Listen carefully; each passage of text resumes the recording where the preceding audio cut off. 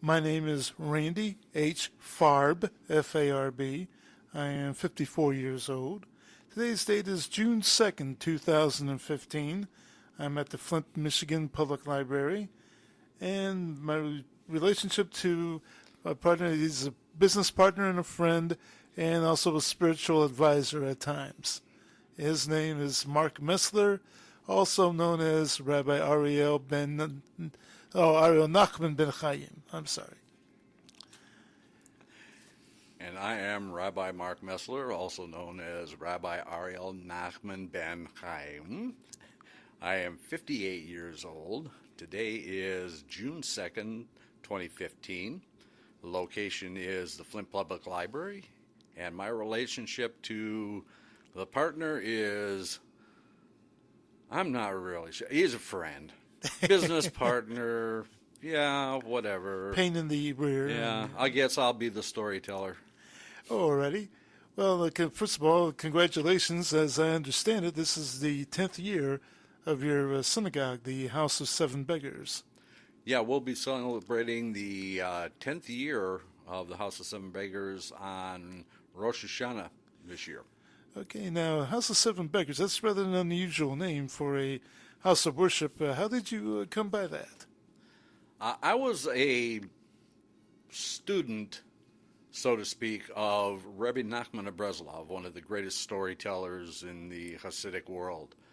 He had a story, among many stories that he had, that was called The Seventh Beggar. And we decided to call the synagogue the House of Seven Beggars. Okay. As I understand it, you've also written some books. Am I not mistaken? I've written a few. Let's see. We started out with Zeyde in the Hidden Mine. That one was actually nominated for a Pulitzer and a number of different awards. I think it was like 7 different awards. Yeah, there were quite a few. Yeah, and then I wrote New Hasidic Stories. And I also wrote one called The New Common Sense. And, of course, we're working on the other ones that you and I have talked about before. Yes, and also you recorded a CD. Was it Rabbi Nachman's Dream?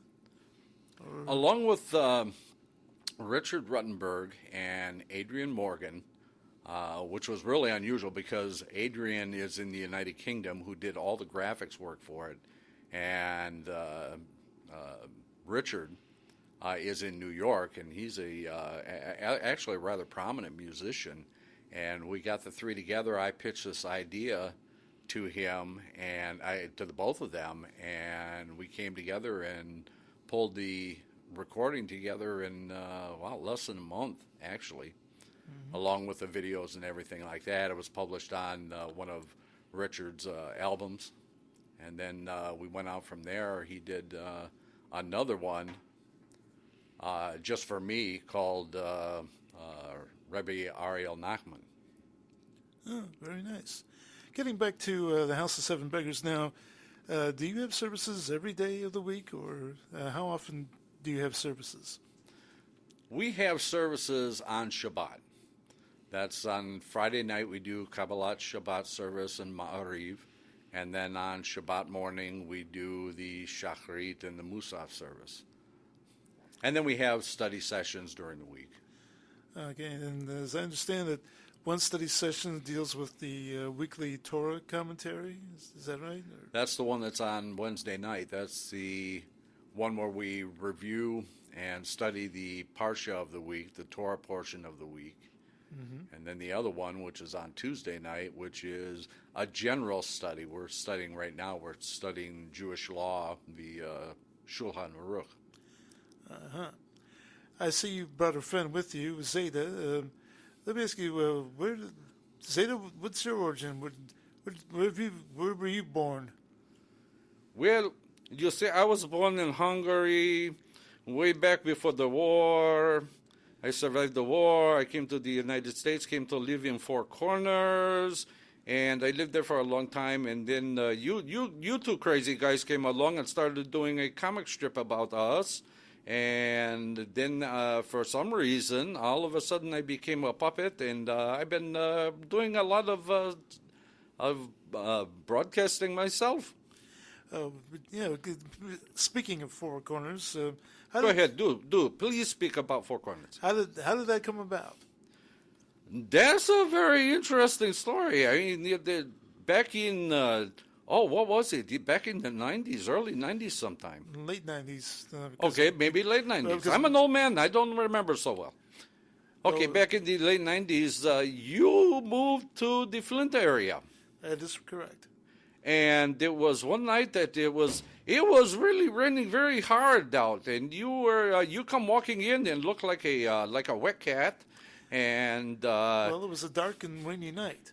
that is very true. And you came into the synagogue, and you stayed for services. And then after the services, we kind of met the two of us, and you and the rabbi. And then later on, you guys got to talking about some crazy mishigash about some kind of a comic strip, and you started talking about it, and the next thing you knew, there was Four Corners with all the characters, and I was there too.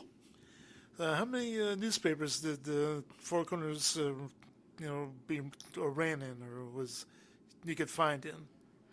The comic strip ran in the Flint Jewish Press for what, about 2 years, was it? Sounds something like that. Yes. Yeah, about 2 years there, and then they said they needed the space, so they asked us if we would mind if they wouldn't publish us anymore, which was a big disappointment for us. But we had the website, and we had a lot of people who like to come to the website, and a lot of our fans from the different synagogues and stuff. They would always ask how we were doing and stuff. So that's when we wrote the first book. Ah, yes, that is true. Would you please tell us more about what is Zeyde and the Hidden Mine? It sounds intriguing. Zeyde and the Hidden Mine was, well, actually, back during that time, I was teaching second grade Jewish studies at the Ivriah here in Flint. And you and I were sitting talking about this one night, and during one of our jam sessions when we were trying to come up with ideas for the next strip and stuff. And you started, actually, I was kvetching about, how am I supposed to teach about the Holocaust to these kids, to these little kids, second grade children, and how am I supposed to cover such a horrific event in history? And I said, really, somebody really needs to write a book specifically for children so that they would understand it without exposing them to all the horrible events and stuff. And then you looked at me and you said, well, why don't you? And I said, okay, sounds like a challenge to me. I've always been a challenge to you. But That's another true. Story. That's true, especially when you're editing. Oh, that's yeah, true and too. you always put your head down and you shake your head and go, oh, yeah. Anyway, okay. What about the other books that you have written? The new Hasidic stories, I've been writing short stories for a long time. I finally decided to compile them into a book, and they are based on, actually, Rabbi Nachman of Breslau, who was essentially my mentor on writing stories. I learned how to write stories from the stories that he wrote. So I started writing these little short stories and stuff, and over the years, collected quite a few of them, and then decided to put them together in a book and publish them. Before you were the rabbi at the House of Seven Beggars, you were a rabbi here in Flint. Is that correct?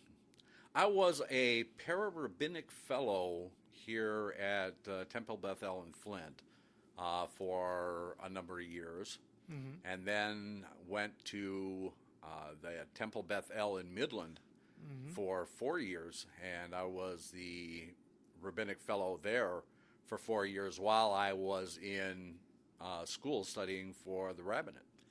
Which school did you go to? I went to the Rabbinical Seminary International in New York. Can you tell us a little bit? Is that an Orthodox group or a conservative, Reform? That is really what you would consider a traditional It's not really Reform, Conservative, Orthodox. They don't really ascribe to any denomination because they don't like the divisions between the denominations. So they call themselves traditional Jews. We are Jews, and that's it. That seems to be the Hasidic line anymore. Pretty much, yes. Yes. It's because now is that the same philosophy with the House of Seven Beggars?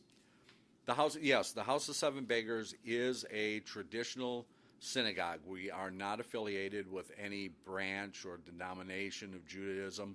We are simply Jews, and that's how our services. We use a traditional Orthodox siddur for the services, and that's about it.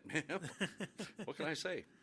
Well, You can say a lot. Oh, well, yeah, but nobody asked you. Yeah, but you should be asking me questions. That's true. I probably should. all right, Zeyde. We never really determined.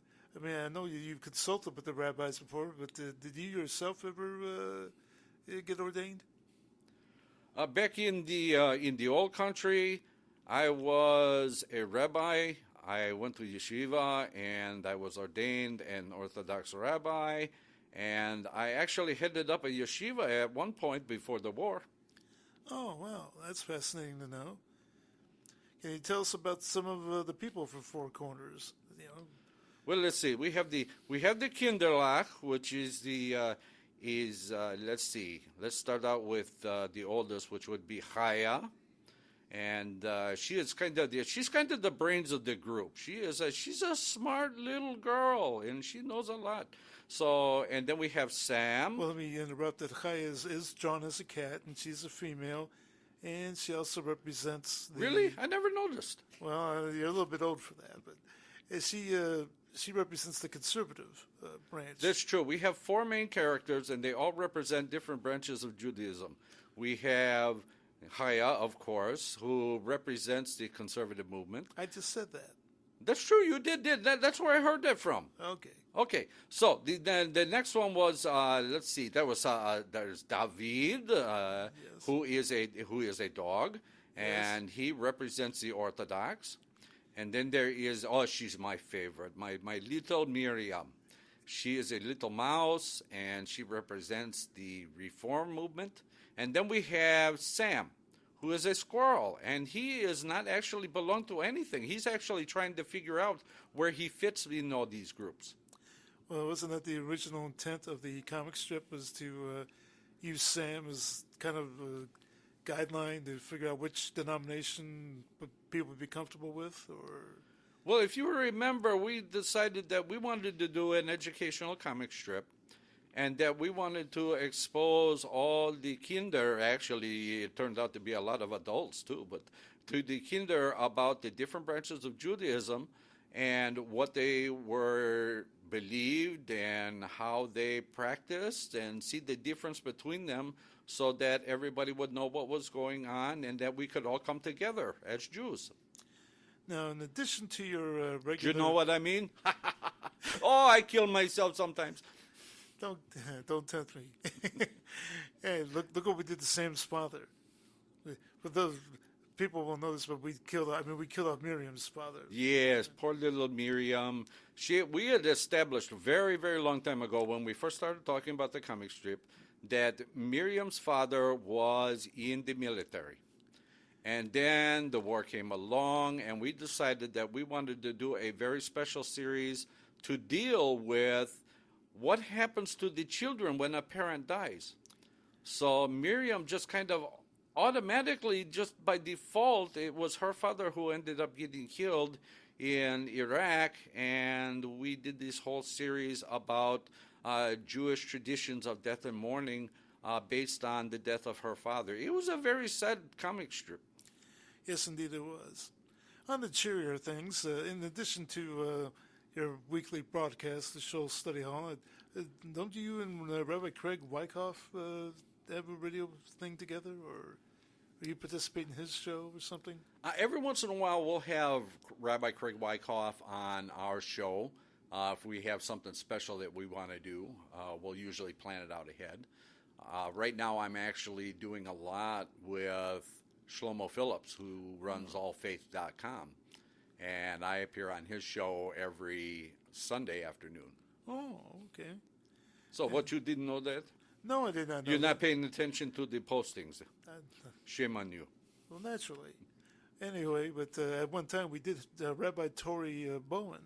At one time was Rabbi Tirza, Rabbi Yeah. Tori Bowen, is still a associate rabbi with the House of Seven Beggars. She helps me a lot with when we're doing the conversion program. She does answer the questions for the women and stuff. Things that he should not even be talking about. That's right. Yeah, exactly. That I'm not even comfortable talking about. So she steps in and takes care of that for us. she's kind of like the Dorothy Lamour to our Hope and Crosby. Well, I don't know if I'd go that far. Well, all right. Okay. Are there any plans to ever finish the Four Corners series? Because I know it kind of just it's left in limbo. as far as Yeah, I we know. got very busy, and we kind of, well, I had the book coming out, and with all the lessons and the broadcasting and my own business, things kind of got to the point where I really wasn't able to keep up with the comic strip. I have been working on the comic strip. I've got numerous ones sitting on the drawing board ready to be inked to try and finish up this series, because I think this series is so important, because it really does teach children and anybody who wants to know about what the traditions of Jewish mourning, death, and burial are about. And I think it's very valuable. So I do want to continue finishing that up. Then you should make time. I know I should make time. Well, then why don't you? I'm busy. Well, you're not too busy. Well, I've got a lot to do. Zeyde, you're forgetting he's a married man. Oh, don't think I don't remember that. Well, yeah, but it's easy to forget. Anyway, Forget what? I forgot. But That makes two of us now. Okay. anyway, I don't know if you're familiar with this, but the Cuban. I'm familiar with a lot of things. Are you familiar with the recent advancements in the Cuban Jewish community? Oh, we had actually did some work with that, the Jewish community in Cuba. We did a whole coloring book for them. Right, and actually they want more. They Oh, asking- really? Yes, they want. Well, what do you know about that? There's been a demand for more Jewish content to be sent. With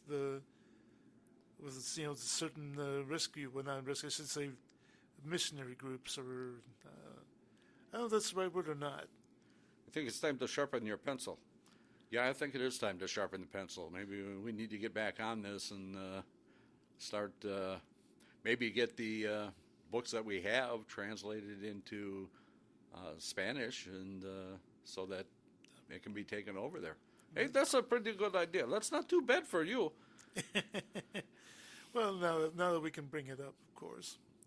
Now, of course, in addition to the Sabbath services, you also have holiday services too, if I'm not mistaken. Oh, yeah. We always, for all the holidays during the year, we always have services on the holiday, on the evening and the day of and the day after, when we do have the day after.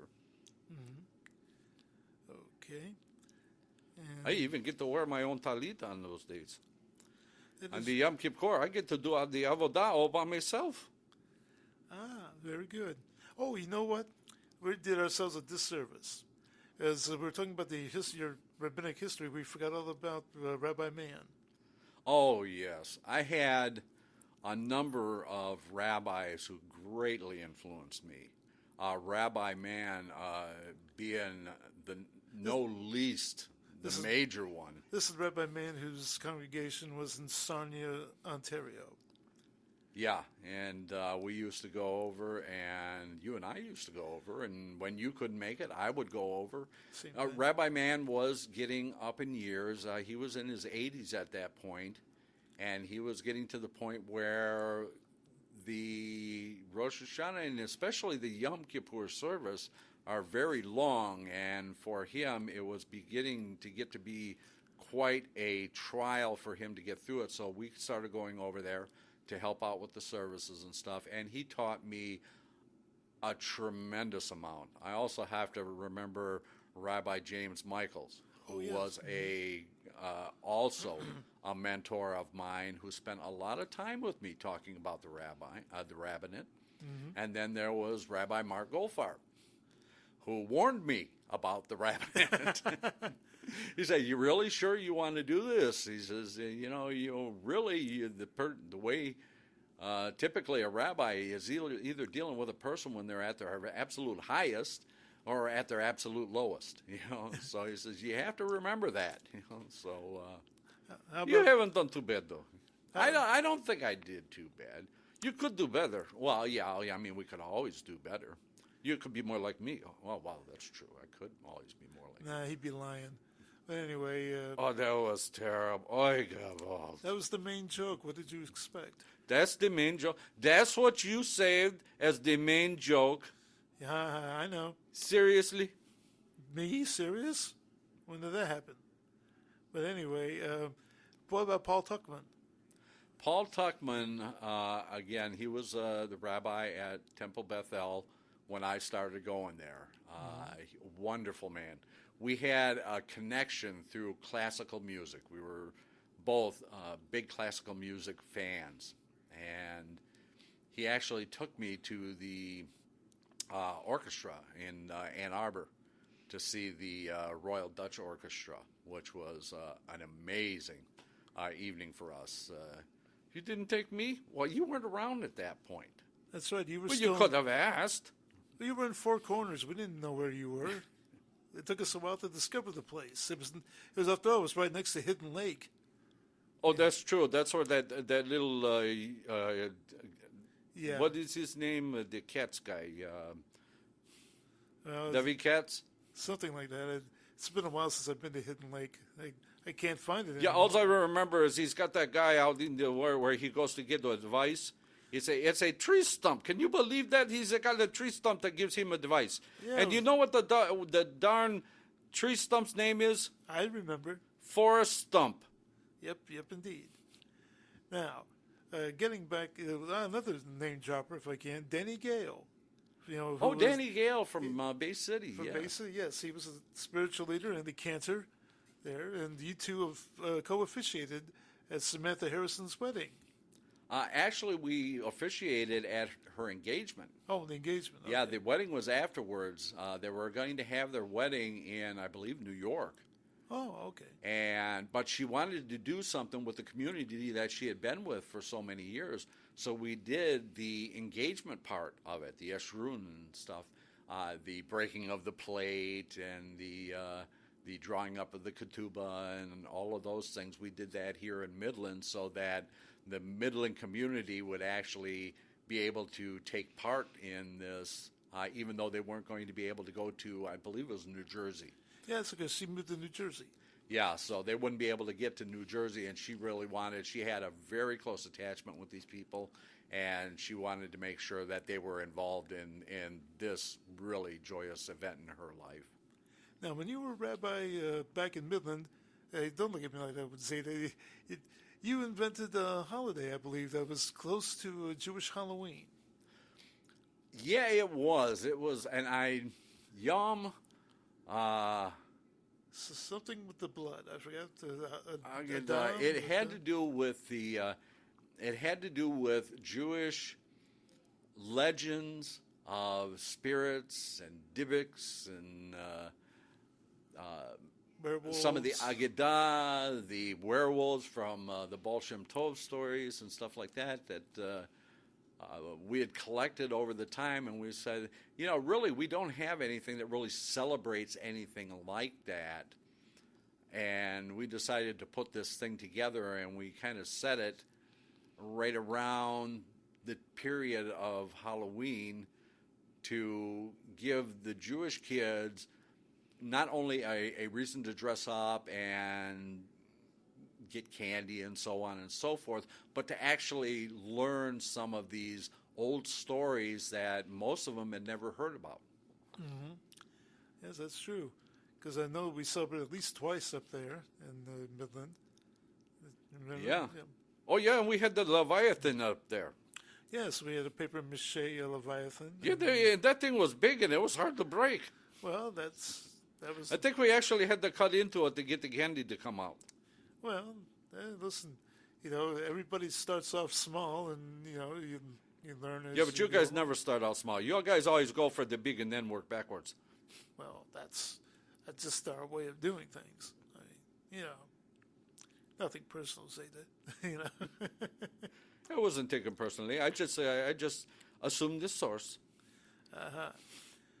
Okay. Well, we've already talked about one comic strip that you've done, Four Corners. What about Hidden Lake? Hidden Lake was interesting. That was Four Corners. You and I worked on for 13 years. Right. And Hidden Lake came along right about the middle of that, and it was kind of, I wanted to do my own strip, and it was about a young reporter who just gets out of graduate school and ends up getting assigned to go to this little podunk town out in the middle of nowhere called Hidden Lake. And it's all about his whole trials and tribulations of thinking that he was going to be this great reporter and going to this little podunk town and thinking, I'm never going to get anywhere. And he turns out that he finds out that the person who is the chief editor of the Hidden Lake newspaper was actually one of his heroes when he was growing up and wanted to become a journalist. He finds out that this is the guy who's actually there. So, the whole thing. And there was some really different characters in there, like the Jimmy Olsen type character that we had in there, which was a cricket.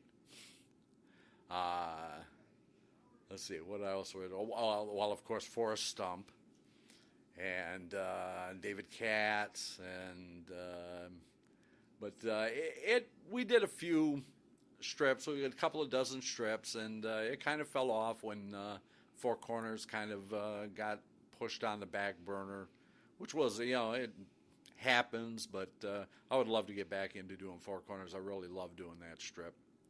Well, getting back to one thing you should be very proud of was your grandfather or great-grandfather who built the Huckster building?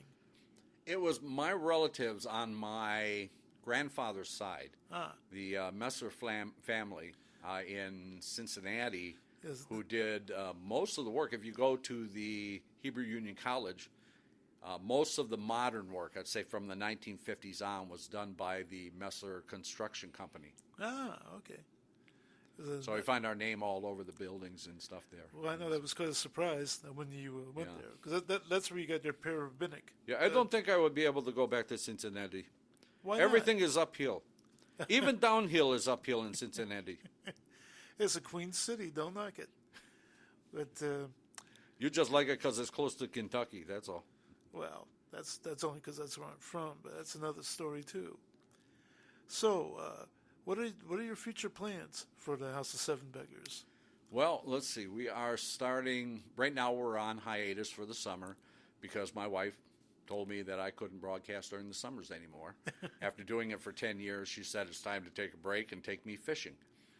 So, as God told Abraham, listen to your wife. So the last few years we stopped during the summer, during June, July, and August. When we come back in August, we will bring back our regular broadcasting, but we've started a new network called Carruth Radio Network, which is an outreach network. And we're lining up talent to do shows because we want to have at least one show every day of the week except for Shabbat, and so that there's something constantly going on, and it's all for this outreach to bring people back to the faith of their fathers. So we've got Shlomo Phillips from allfaith.com is going to be coming over and doing his shows on there. Rabbi Jason Bright is going to do a show. And we're still working on lining up some other talent. We will be doing at least one show a week on there. So we're hoping that this is going to grow and get bigger, and we'll be able to bring more and more people in with more and more different kinds of programs to have something that Jewish people can go to have a laugh, catch up on the news, or be able to learn something. I see. As I know you've archived many of your programs on YouTube, but you didn't start on YouTube. You started on other networks. Oh, way back when we first started, our very first broadcast was on Yom Kippur 10 years ago. Mm-hmm. And we were on this little Canadian website. This guy had a server in Canada that he was just starting to get into this live streaming. And we did our first service there. We had over 300 people listening. After that, after a couple of times on there, then we decided to go to something where we could have a little more technical advantage. So we went over to Ustream. And then from Ustream, we went to Livestream. And from Livestream, we finally ended up on YouTube, where all our videos are now. So you went from ice cream to Ustream to live stream? Yeah, exactly, yeah. I know I shouldn't laugh at my own jokes, but nobody else will. Okay. You got that right. Yeah. Just remember, Zeyde, I taught you English. That's true. No, that's why I speak. Yeah, that's why he speaks the way he does. Yeah. Sometimes I don't speak the English so good. Me neither. But Yeah, I noticed that from time to time. I'm very glad you did. Yeah, I was very happy that I was able to correct you on something the other day. It's the first time ever. I wouldn't say ever, but that was a crowning moment. Yeah, that was a big bonus. Yes, indeed. And speaking of bonuses, see, any new books, in the plans of the future? Oh, yeah, we've always got, we're still writing more short stories. Still have about 5 books in process. Still working on my favorite one that I want to get out, which is God Must Be a Cartoonist. Oh, yes. We discussed that before about whether God is actually a writer or a cartoonist because, essentially when you look at a comic strip, you're a creator. You're creating something. Exactly. You're creating a whole world of characters, and so and we still have the discussion, over that. Yeah, so we're still working on that one. We're still working on Randy Cat and the Kabbalah Quilt, and some of the other various books and stuff that we have going. But yeah, now that I'm not broadcasting during the summer, we're actually starting to get back into the writing.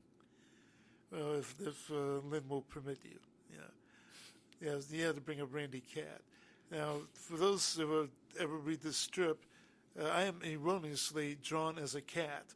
When everybody knows... Erroneously. Listen to him erroneously. He pulls out the $1.25 words. Well, I'm festooned... This coming from the obsolete man. I'm festooned with frustration over my not being drawn as a coyote. I used to ask to be drawn as a wolf, but then Regina Water Spirit told me I'm a coyote. And so I said... Well, see, that's the advantage of being the one that draws this strip. You can do whatever you want. Yes, I know. And I do. Yes, but I'm still in denial. Especially You deny it all you want. Everybody knows. Oh, well. Yes, and the red string keeps, coming around and around. Yeah, that thing is going to chase you till it actually catches you one of these days. Yes. Then, okay. Well, Zeyde, do you have anything more to add, or... No, I think we about covered it, but I want to say hello to all the Kinderlach out there. I want to say to watch my videos because I got some funny videos out there. I even drive the tractor. Oh, that's right. Yes, you did drive a tractor, didn't you? Yeah, now we got a bigger tractor to ride. I'm not going to get into that. I thought you were a little bit old for that kind of envy now. I mean, how big... I don't get it. What is he trying to say? It's not very pleasant. He did. Is that what he was trying to say? Can you believe he would say such a thing on the radio? I didn't come out with it. I mean, You insinuated. Well, shame on you, Randy Farb. Well, naturally. Anyway, what haven't we covered of your career? Oh, I know. You first drew an engineering comic strip. Oh yeah, when I way back when my first book was actually called um, Statistical Process Control, a common sense and problem solving, a common sense approach to manufacturing. And Oh, in that's there, a title that will win. Oh man. oh yeah, and I did a lot of comic strip because teaching statistics is like trying to teach people how to watch paint dry. So we tried to jazz it up with cartoons and stuff like that, and that's where I first started. Actually, that's when I first started getting back into cartoons because I was actually doing comic strips back when I was in high school. But that book, I believe, is actually still being used at Henry Ford University in their quality program. Oh wow. Oh, that's something. See, you could have used me as standard deviation. To the fifth, sixth sigma, yeah, maybe, yeah. Oh, I love those meth jokes, yeah. Oh well. But meth is Yeah, when you divide the circumference of a pumpkin, what do you use? The pumpkin pie. with marshmallows. Okay, well, we still have a few more minutes left here. Yes, we do. Yes, and I'm sure we normally can think of something to bring about. Well, you have to remember to thank each other. I have to thank him? Yeah. Oh, good. Really? grief. Yeah, we have to put it on tape. Oh my goodness. Well, as much as it behooves me on this auspicious occasion, I do want to thank both Zeyde and Rabbi Aryel Nachman ben Chaim, also known as Rabbi Mark A. Messler, not to be confused with another Mark Messler. So Yeah, I want to thank you for giving us this opportunity. Zeyde and I have been excited ever since you talked about this and we found out about it, and we've been just really looking forward to being able to be here. So thank you. Thanks to the people who came up with this concept for the StoryCorps. I think it's a fantastic idea, and that's about all I got. You got anything to say? Yeah, I'd like to say thank you for everybody, and thank you for everybody who watches our shows, and thank you for Reb Ruvain, or Randy Farb, as you know him, who kind of helped bring me to life. okay.